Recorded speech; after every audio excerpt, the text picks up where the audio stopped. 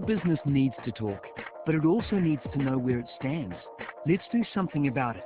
Bizline includes a plan with unlimited 1-hour local and national calls for a fixed monthly price. Bizline. One bill, no surprises.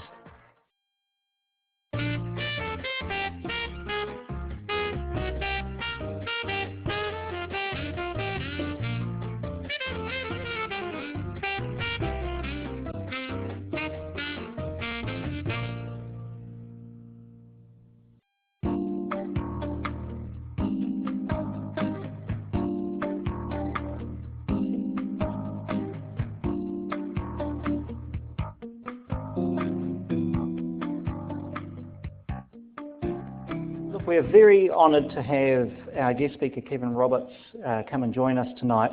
He is a super busy guy, and the timing was just amazing that he was here in New Zealand. So let me just tell you a little bit about Kevin Roberts in case you don't know. He's the author of 4 books on marketing. He's a regular contributor to such worldwide hits as Time, Fortune and Idealog. He once shot to bits a Coke vending machine on stage with a machine gun. He has persuaded the world to view New Zealand as the edge, and he's convinced some of the globe's largest companies, such as Procter & Gamble and Toyota, to turn to saatchis for their love. FREEDA stands for, it's obviously an acronym, and the first thing it stands for is focus. And as I was coming back into New Zealand, I was thinking about, on Saturday, the country and all that kind of stuff, and how we are all gathered here because we have New Zealand's interests at heart, and how we will succeed if New Zealand succeeds, and we will all help New Zealand succeed. New Zealand can't do it without us, and actually part of our identity is to try and make it work for New Zealand. So FREEDA is the way we run our business, right? FREEDA stands for focus. What's the focus you've got over the next 3 months and 6 months? Make sure all your people are really working hard on that. We found in all our studies that 40% of the time, people are not focused on the dream and on the objective. They're focused on the business of doing business, on the processes, on monthly reporting, on justifying actions, on reviewing stuff, on looking at the rear view mirror, not focusing on revenue, growth, customers.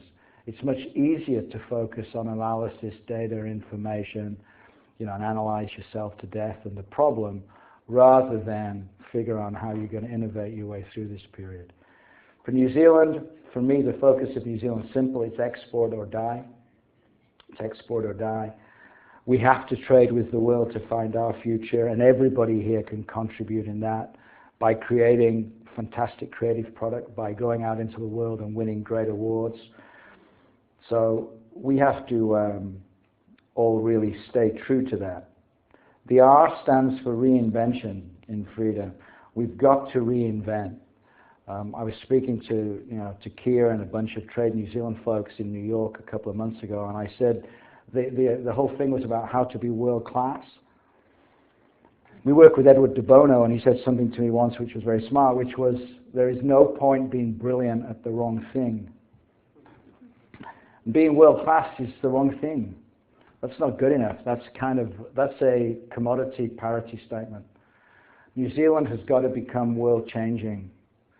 Every one of us has got to aim to be world changing. We will not succeed by just being world class because we're too small and we're too far away, and that's not enough. We've got to punch above our weight.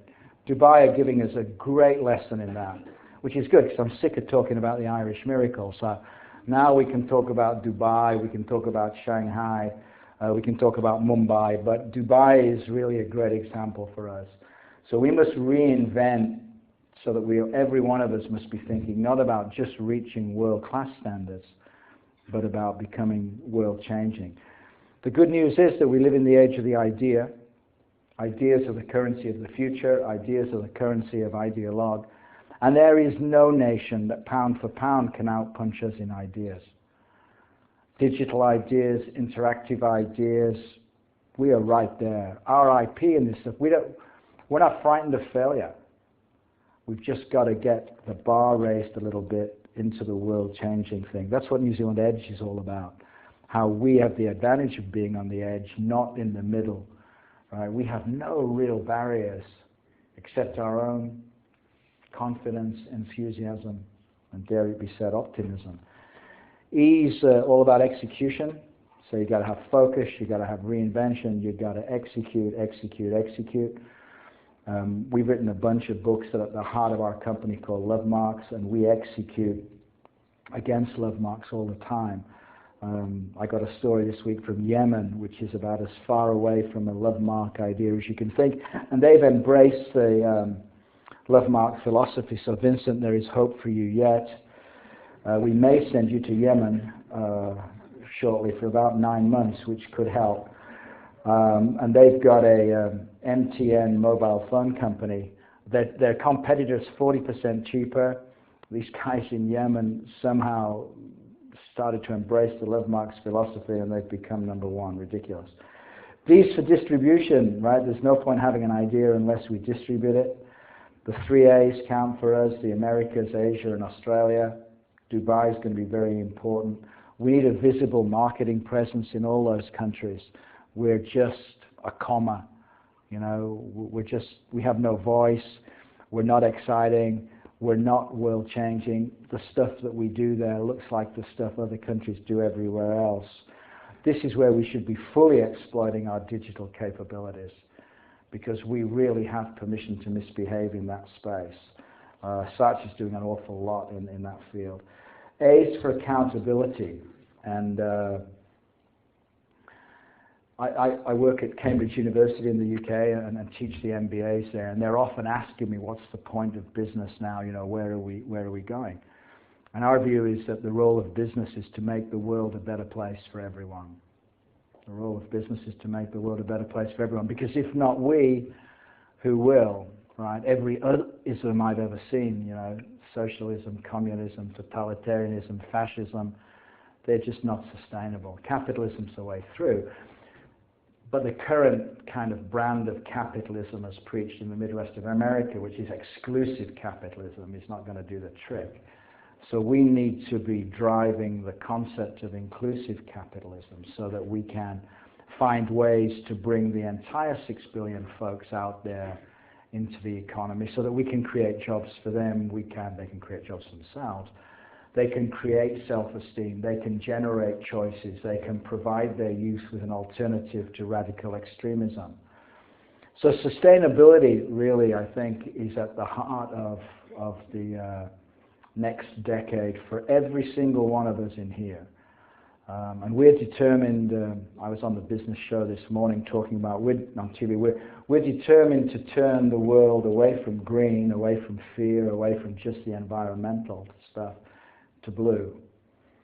Okay, away from thinking of sustainability as being about compliance and about being cost, but sustainability has to be about a way of life for every one of us.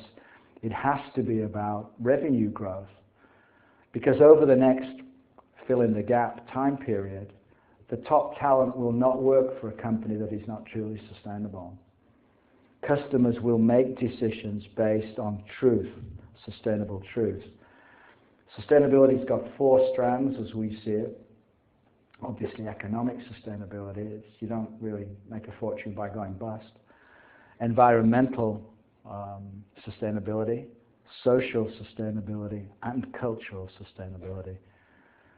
The reality of the cultural add to the classic UN mix is that to get the other 3 or 4 billion people into the economy, they're hardly likely to go global overnight. They're probably more likely to build sustainable enterprises locally to please, delight local customers. So we should learn to treasure that, particularly since we define ourselves by our differences, not by our similarities. We want to partake in the global, but we want to define ourselves by our local passion, by our local sustainability. Eating local foods is a great way to start from a sustainability point of view, from fresh, health, packaging, and all that kind of stuff. I think we certainly believe that sustainability is in your hands. It is not the responsibility of corporates. It is not the responsibility of government. We're working with Walmart, the big enemy of sustainability, and we're working with them because we want to operate at the scale of the problem. And Walmart operate at the scale of the problem. They're the biggest company in the world. They have 1.3 million employees in the US alone. Every one of those 1.3 million employees has now one of our personal sustainability programs. Every one of your employees would be like a Walmart employee, probably. They're concerned about sustainability, they don't know what to do, and they don't think that one person can make a difference.